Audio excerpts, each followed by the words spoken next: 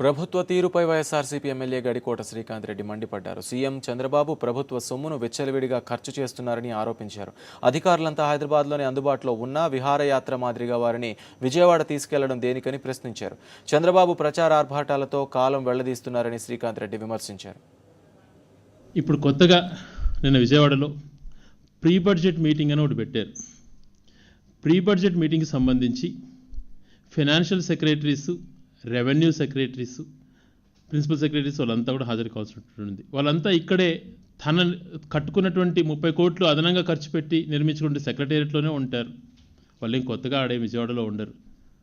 ఇక్కడే ఉన్నటువంటి సెక్రటరీస్ని, ప్రిన్సిపల్ సెక్రటరీస్ని అందరినీ కూడా ఇక్కడే మీటింగ్ అరేంజ్ చేసుకోవాల్సినటువంటి అవకాశం ఉన్నా వాళ్ళని ఒక విహారయాత్ర లెవెల్లో మళ్ళీ జీవో నెంబర్ RT13 అని జీవో ఒకటి రిలీజ్ చేసి దాంట్లో 250 మందిని మేము తీసుకెళ్తున్నాం.